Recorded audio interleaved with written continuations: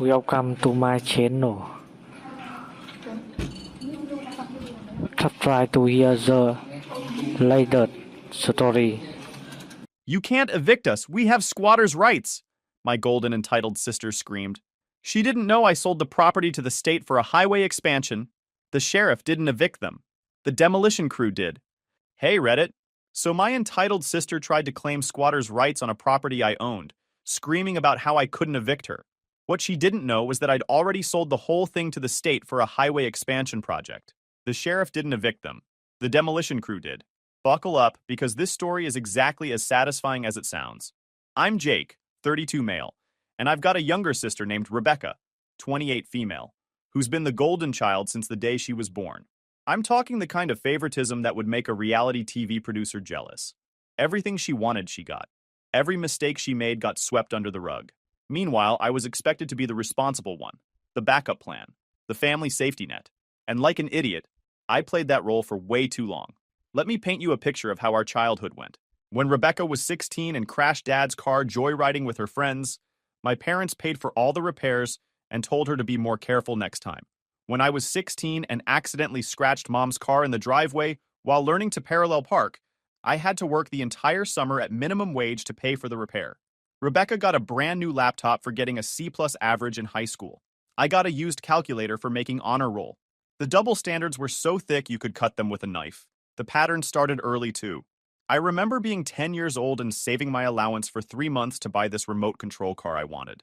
The day I finally had enough money, Rebecca threw a tantrum in the store because she wanted a dollhouse that cost twice as much. Mom and Dad bought it for her right there. No questions asked.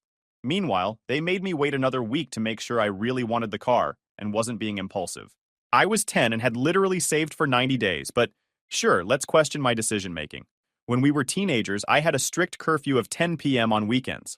Rebecca's curfew was midnight, even though she was younger. When I asked why, Dad said it was because boys needed more discipline. When Rebecca started missing her curfew regularly, sometimes rolling in at 2 or 3 a.m., nothing happened.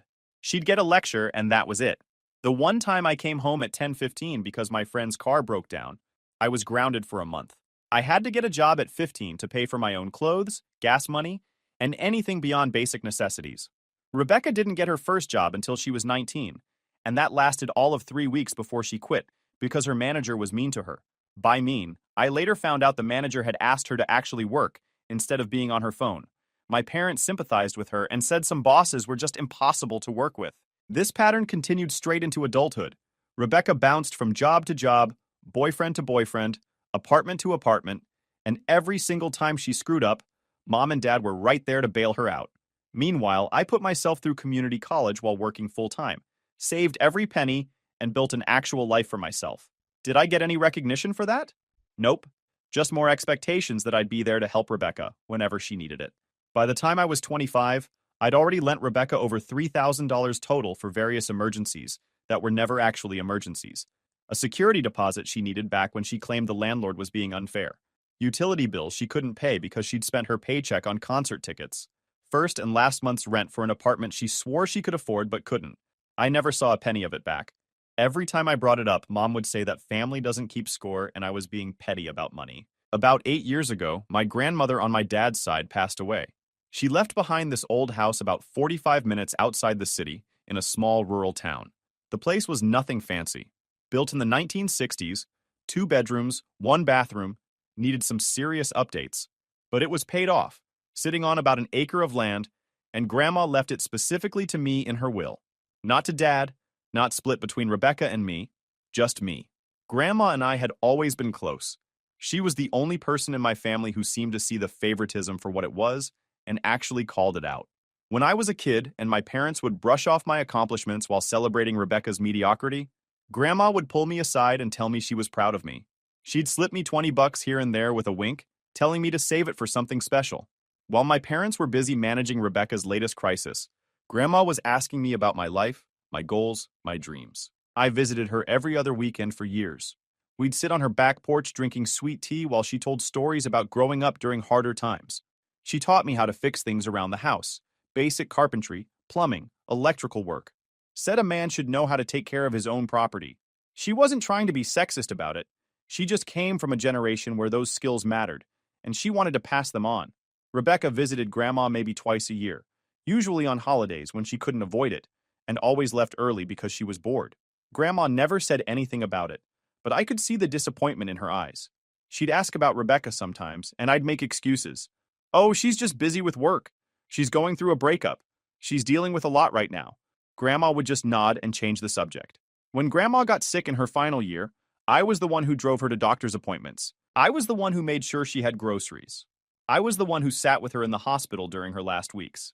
Rebecca showed up for maybe 3 hours total during that entire time, spent most of it on her phone, and left because hospitals made her uncomfortable. I still remember the lawyer reading that part of the will. My parents looked shocked. Rebecca looked pissed. But Grandma had been crystal clear in her wishes. She'd seen the favoritism over the years, and in her quiet way, this was her attempt to balance the scales. She knew I was the one who actually visited her regularly, who helped her with yard work, who called just to chat. Rebecca visited maybe twice a year, usually when she needed money. The will included a letter addressed to me. Grandma wrote that she knew my parents had always favored Rebecca, and while she loved both her grandchildren, she wanted to make sure I knew that someone saw my efforts and appreciated them. The house was her way of giving me something that was just mine, something Rebecca couldn't claim or my parents couldn't pressure me to share. She wrote that she hoped it would give me security and a foundation to build my life on. I cried reading that letter. It was the first time anyone in my family had actually acknowledged the imbalance, had validated what I'd felt my entire life. Grandma saw it. She'd always seen it. And in her final act, she'd tried to correct it. The house wasn't in great shape when I inherited it. Grandma had been elderly and unable to keep up with maintenance for her last few years. The roof needed work, the plumbing was questionable, and the whole place had that musty smell old houses get. But I saw potential. Over the next 2 years, I spent my weekends fixing it up. New roof, updated bathroom, refinished the hardwood floors that were hiding under old carpet, fresh paint throughout. I did most of the work myself, YouTube teaching me everything from drywall repair to basic plumbing. Those renovation weekends became my therapy. After dealing with corporate nonsense all week and fielding the occasional crisis call from Rebecca or my parents about whatever she'd screwed up now, I could drive out to the house and just work. There was something satisfying about taking something broken and making it functional again. Every wall I painted, every fixture I replaced, I was putting a piece of myself into the property. I replaced all the old single-pane windows with double-pane energy-efficient ones. Upgraded the electrical panel because the old one was a fire hazard waiting to happen. Tore out the ancient kitchen countertops and installed new ones. Replaced the water heater that was probably older than I was. Fixed the sagging front porch and reinforced the foundation in a couple spots where it had started to crack. The whole process cost me about $30,000 in materials and a few contractor jobs I couldn't handle myself, like the electrical panel and some of the roof work. But I was meticulous about it. Every receipt saved, every expense documented. This was my investment, my future, and I treated it that way. By the time I finished, the house looked completely different. Still had that classic 1960s ranch charm, but everything was updated and functional. New stainless appliances in the kitchen, renovated bathroom with modern fixtures, fresh paint throughout in neutral colors, refinished hardwood floors that gleamed. The place was move-in ready, and actually quite nice for its size. I thought about selling it once I finished the renovations, but the real estate market was weird at the time. Plus, the property value in that area was steadily climbing as the city expanded outward. So I decided to hold on to it as an investment. I rented it out to a nice retired couple for a few years. They took good care of the place, paid on time, never caused issues. It was generating decent passive income, and the property was appreciating. Everything was working out perfectly. The retired couple, George and Linda, were ideal tenants. They treated the place like their own, which made sense since they'd sold their bigger house after their kids grew up and wanted something smaller to maintain. They even did minor repairs themselves without bothering me about it. Garden looked great because Linda loved planting flowers. George kept the gutters clean and the lawn mowed. I barely had to think about the property except to deposit the rent check every month. I'd drive by occasionally just to make sure everything looked good. George would wave from the yard. We'd chat for a few minutes about how things were going. Linda would sometimes have fresh cookies or pie she'd insist I take home. It was the kind of landlord-tenant relationship that made property ownership seem easy. Then, about 3 years ago, my tenants decided to move to Florida to be closer to their grandkids. They gave me proper notice, left the place spotless, and that was that. Linda even wrote me a thank you note for being a good landlord, which nobody does anymore. I started the process of finding new tenants. But before I could even list the property, Rebecca showed up at my apartment. She'd just broken up with her boyfriend of 2 years. Apparently, he'd cheated on her, which sucked. I'll admit that. But Rebecca's solution to every problem was to make it everyone else's problem. She was living in his apartment, and now she needed somewhere to stay. Could she crash at my place for a few weeks while she figured things out? I said no. My apartment was a one-bedroom, I valued my privacy, and I knew Rebecca's few weeks would turn into months. She threw a fit right there in my living room, crying about how I was her brother and how could I turn my back on family. The whole performance would have won her an Oscar if guilt-tripping was a category. Then she switched tactics. What about Grandma's old house? It was sitting empty anyway, right? She could stay there temporarily, just until she got back on her feet. She'd even help me find a real tenant once she moved out. She promised it would only be for a month or two, max. I should have said no. Every instinct in my body was screaming at me to say no. But then Mom called. Then Dad called. They both laid on the guilt thick. Rebecca was going through such a hard time. The breakup was devastating. She just needed a little help from her big brother. Wasn't that what family did for each other? I'd have a whole empty house, and I was going to let my own sister be homeless? The homeless angle was complete garbage, by the way. Mom and Dad had a spare bedroom. They just didn't want Rebecca staying with them and disrupting their lives. But they had no problem volunteering my property. Against my better judgment, I agreed. But I made it crystal clear to Rebecca that this was temporary. 1 month, 2 at the absolute maximum. She had to actively look for her own place and a stable job. She couldn't just camp out indefinitely. She swore up and down that she understood, gave me a huge hug, and moved in the next weekend. The first month was fine. She'd send me occasional texts about how grateful she was, how the house was perfect, how she was applying for jobs. I felt good about helping her out. See? I could be a supportive brother when she actually needed it. Month 2 rolled around. I checked in with her about her apartment search. She said she was still looking but hadn't found anything in her price range yet. The job search was slow too. Okay, I could be patient. The market was tough. Month 3. Same excuses. She'd seen some places, but they weren't quite right. She had a few job interviews, but nothing had panned out. She needed just a little more time. When I pressed her on specifics, like which apartments she'd looked at or what companies she'd interviewed with, she got vague. Oh, she couldn't remember the exact addresses. The company names weren't important since they didn't work out. Classic deflection tactics I'd seen my whole life. Month 4. I started getting firmer with her. The temporary arrangement was turning permanent, and I wanted my property available for actual paying tenants. She got defensive, saying I was being heartless and putting money before family, that I was trying to kick her out when she was still vulnerable. She'd cry on the phone, making me feel guilty for even bringing it up. Mom called to tell me I was stressing Rebecca out and she needed support, not pressure. Month 5. I told Rebecca I needed a concrete timeline. When exactly was she planning to move out? She said she'd found a promising job lead and just needed to see if it panned out, maybe another month or two. I reluctantly agreed but said that was the absolute deadline. She promised she understood. Month 6. The job lead had supposedly fallen through. She was back to square one. But she'd started seeing someone new, Kyle, and he was helping her get her life together. Things were really looking up. She just needed a little more time to save money from the new job she'd just started. Wait, I thought the job fell through. Oh, she got a different job. Working retail part-time. It didn't pay much, but it was something. I should have driven out there sooner. Should have done surprise inspections. Should have been smarter. But I was busy with my own life, my own job, and I naively thought Rebecca was at least being honest about living there alone. Month 6, day 15. I drove out to the property unannounced to have a face-to-face conversation about this. What I found made my blood boil. Rebecca wasn't alone. She'd moved her new boyfriend in, some dude named Kyle who looked like he'd never held a job in his life. They were living in my house, rent-free, like it was their own personal love nest. The evidence was everywhere. Men's shoes by the door that definitely weren't Rebecca's. A gaming setup in the living room that took up half the space. Kyle's clothes in the bedroom closet. The second bedroom that I'd specifically told Rebecca to keep clean for potential showings was now his personal gym with weights and equipment scattered around. They'd even put up some tacky posters on the walls without asking, leaving nail holes I'd have to repair. Kyle answered the door when I knocked. Just stood there in gym shorts and a tank top, looking at me like I was interrupting his day. Didn't even know who I was at first. When I said I was Rebecca's brother and the property owner, his expression shifted to this cocky smirk. Oh, the landlord. Rebecca had told him about me. I lost it. I told Rebecca she had 2 weeks to get out. She'd completely violated our agreement. She was supposed to be staying there temporarily by herself, not running a free hotel for her and her deadbeat boyfriend. The whole thing was over. Rebecca went nuclear. She screamed that I was a terrible brother, that I never actually cared about her, that I was just waiting for an excuse to throw her out.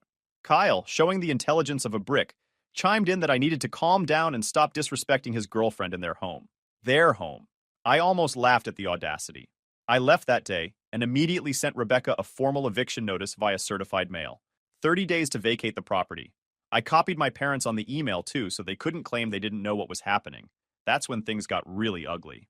Mom called me in tears, begging me to reconsider. Rebecca was finally happy with Kyle. They were building a life together. Why did I have to ruin it? Dad took a harsher approach, saying I was being selfish and that Grandma would be ashamed of me for treating family this way. That last comment actually made me laugh. Grandma left me the house specifically because she knew what Rebecca was like. I explained to both of them that Rebecca had violated every single boundary we'd agreed to. It was supposed to be temporary. It was supposed to be just her. She was supposed to be actively looking for her own place.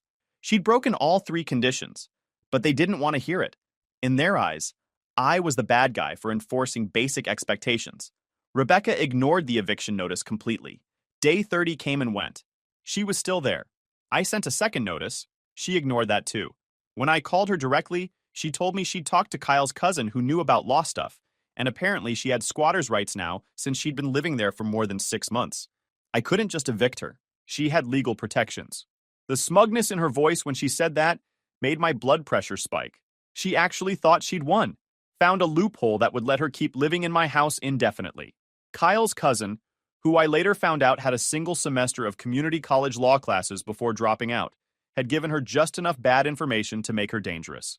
I hung up and immediately called a real estate attorney to figure out what my options were. The news wasn't great. Rebecca was technically right.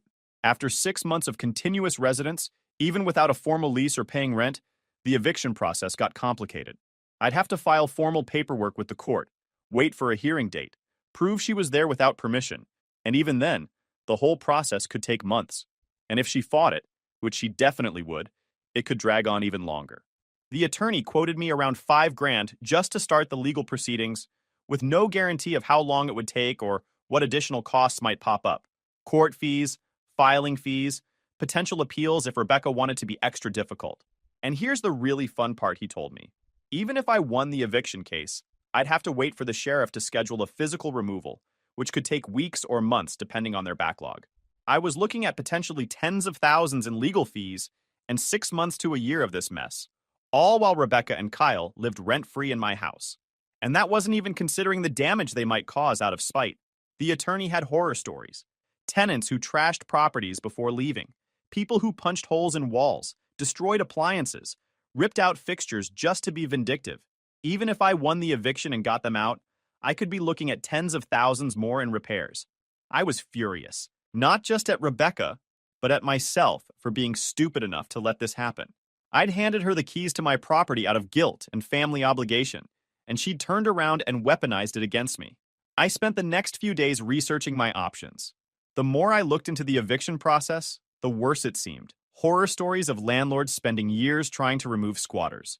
Cases where people caused thousands in property damage out of spite. Legal battles that cost more than the property was worth. I was staring down a nightmare scenario with no good exit. I found online forums full of landlords going through similar situations. One guy had been fighting to evict a non-paying tenant for 3 years. 3 years. Another woman had spent over $40,000 in legal fees and still didn't have her property back.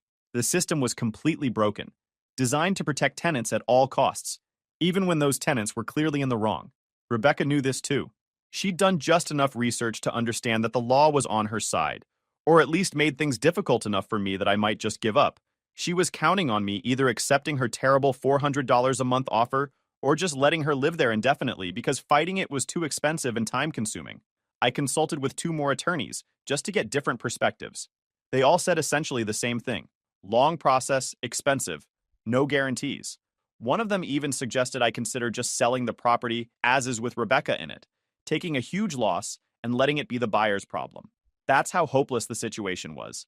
For about a week, I was genuinely depressed about the whole thing. I'd worked so hard on that house, put so much time, money, and effort into making it nice. And Rebecca had taken it from me as easily as she'd taken everything else in our lives. The golden child wins again. Then I caught a break. Pure coincidence, but the timing couldn't have been better. I was at the county planning office pulling permits for a completely unrelated project when I overheard a conversation between two guys in suits. They were discussing a new highway expansion project that had just been approved. The state was buying up properties along a specific corridor to widen the highway and reduce traffic congestion. They were offering fair market value, sometimes even above market, to avoid lengthy legal battles. Something clicked in my brain. I pulled out my phone and looked up the proposed route. My stomach dropped and then immediately soared. The planned expansion ran right through where Grandma's house sat. I spent the next 3 hours in that office gathering every piece of public information I could find about the highway project, the timeline, the compensation structure, the properties affected, everything. The project had been in planning for 2 years apparently, but had just gotten final approval from the state legislature. They were on an aggressive timeline to start construction within 18 months. The state was acquiring about 40 properties total along the route. Most of the landowners were either commercial properties or people who'd already been notified and were in negotiations. My property was one of the last residential parcels they needed to finalize the route. I read through every document I could find: environmental impact studies, traffic flow projections, budget allocations. The state had $50 million earmarked for land acquisition, and they were motivated to move fast. Every month of delay cost them money and political capital. Then I reached out to the state's Department of Transportation and requested information about selling my property. I filled out the preliminary interest form online that same day. Within 24 hours, I got a call back from their acquisition specialist. They were thrilled to hear from me. Most property owners along the route were fighting the expansion, the specialist told me, filing complaints, trying to get more money, hiring lawyers to slow down the process, organizing community resistance groups. Here I was, practically gift-wrapping my property and handing it over. I was their dream seller. They sent an assessor out within a week. The guy showed up in a state vehicle with a clipboard and measuring tools, walked the entire property, took photos, measured everything, checked the condition of the house. I'd kept all my renovation receipts, which helped establish the property's value. The assessor was impressed with the quality of work I'd done. He spent about 3 hours there total, checked the roof, the foundation, the updated electrical and plumbing, looked at the comparable sales in the area, took note of the land size and location. The whole time I was sweating, thinking Rebecca might show up or call, but she didn't. She had no idea what was happening. The best part? Rebecca had no idea any of this was happening. She was so confident in her squatter's rights that she'd stopped even pretending to look for another place. She and Kyle had fully settled in, posting pictures on social media of them fixing up the garden and painting one of the bedrooms, acting like they owned the place. I checked her social media after the assessor left. She'd posted a photo that morning of Kyle mowing the lawn with the caption, "Sunday vibes at our place." Our place. The audacity was unreal. Comments from her friends about how cute the house was, how happy she looked, how Kyle was such a catch for helping her get settled. She was living in a complete fantasy world. The state offered me $340,000 for the property 2 weeks later. The house itself wasn't worth that much, maybe $180,000 on a good day, but the land was valuable for their project, positioned right where they needed to widen the highway and add an additional lane. They were motivated to close quickly and avoid any delays. I'd put maybe $30,000 into renovations over the years, and the property had been free from Grandma. This was a massive windfall. I accepted their offer immediately. We moved into contract negotiations, and I made sure everything was airtight. The state would handle all notifications to current occupants. I wouldn't have to do anything except sign the papers and cash the check. They had their own legal team and process for dealing with people who refused to leave. This wasn't a regular eviction. This was eminent domain. Their lawyer explained the process to me. Once we closed, they'd send notice to any occupants giving them 30 days to vacate. If the occupants refused, the state had the authority to remove them immediately as trespassers on government property. No lengthy court battles, no waiting for sheriff availability, no squatters' rights defense. The state had the power of eminent domain, and that trumped everything else. The closing was scheduled for 6 weeks out. I didn't tell Rebecca. I didn't tell my parents. I just waited and watched Rebecca continue to post happy photos from my house that she thought she'd successfully stolen from me. During those 6 weeks, Rebecca's social media activity ramped up. She and Kyle were really making themselves at home. They bought a new couch for the living room. Kyle installed some shelving in the garage for his tools. Rebecca planted flowers in the front yard and posted about how she'd always wanted a garden of her own. Every post made me more certain I was doing the right thing. She even had the nerve to post a photo tour of the house, showing off the renovations I'd done. "So grateful to have found this perfect place," the caption read. "Not grateful my brother is letting me stay here temporarily. Just grateful she found it, like it had appeared out of thin air for her benefit." About 3 weeks before closing, Rebecca called me out of the blue. She wanted to have a mature conversation about the situation. She and Kyle had been thinking, and they realized they'd been unfair to me. They wanted to work out a deal where they'd start paying me rent. Maybe $400 a month? That was generous, right? They were family after all. $400 a month for a 2-bedroom house on an acre of land that I'd spent $30,000 renovating. The going rate for a rental like that in the area was at least $1,500.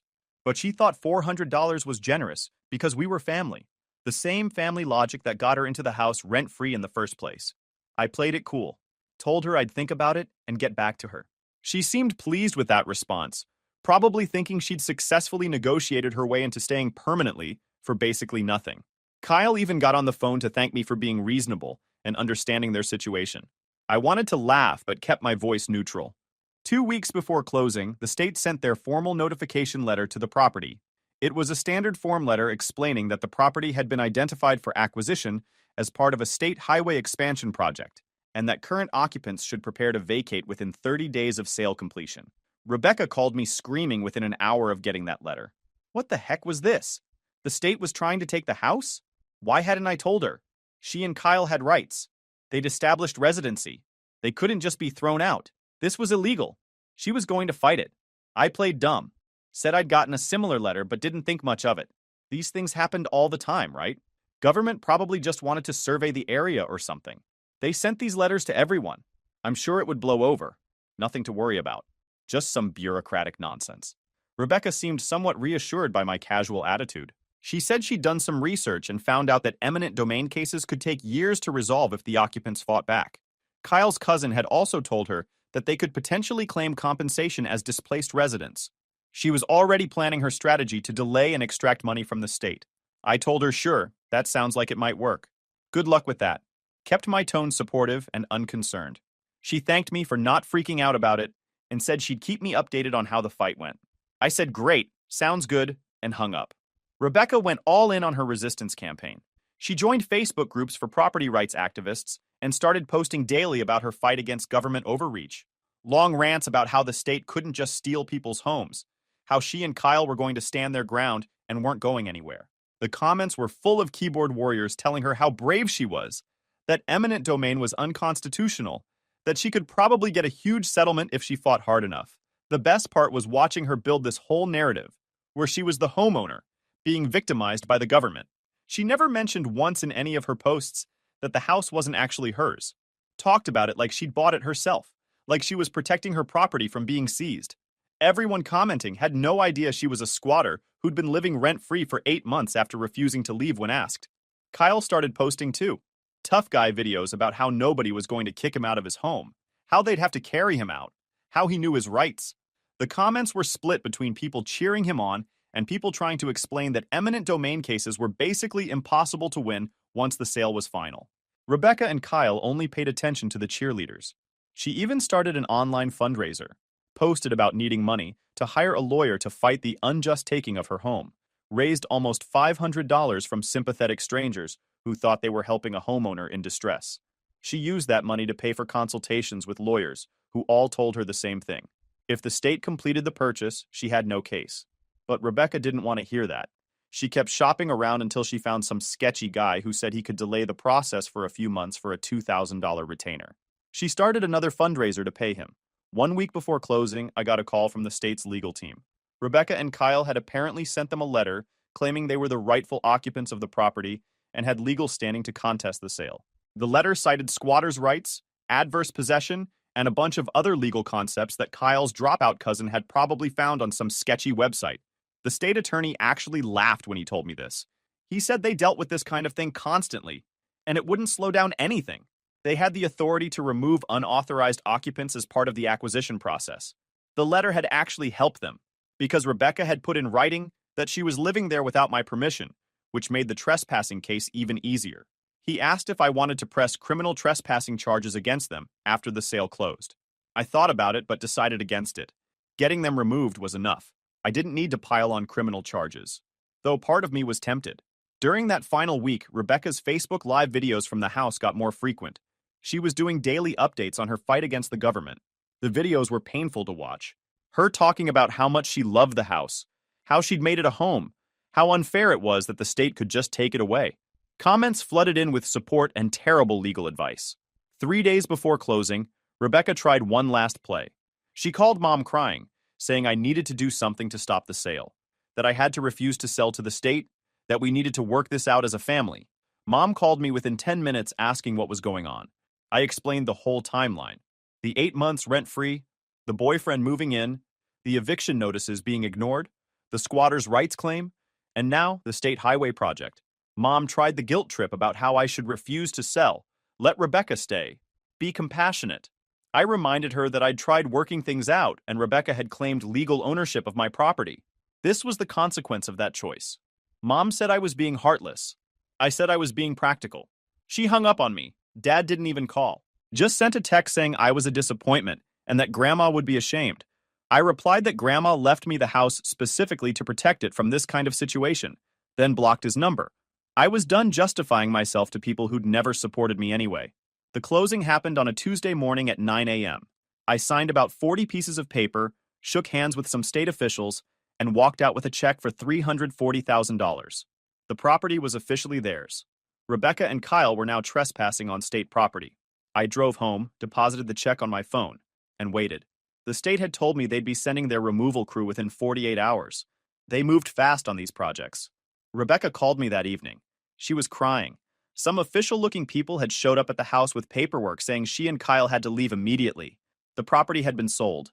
They were trespassing. When she tried to argue about squatters' rights, the state official apparently told her that squatters' rights don't apply to government property acquisitions, and if they weren't out in 24 hours, they'd be forcibly removed. She begged me to do something, to call someone, to fix this. How could I let this happen to her? I told her the truth. I'd sold the property to the state weeks ago. The sale was final and closed. There was nothing I could do even if I wanted to, which I didn't. She'd had multiple chances to leave voluntarily, and instead, she'd chosen to dig in and claim she had rights to my property. Well, now she got to deal with the consequences of that choice. The screaming that followed was impressive. I was a terrible brother.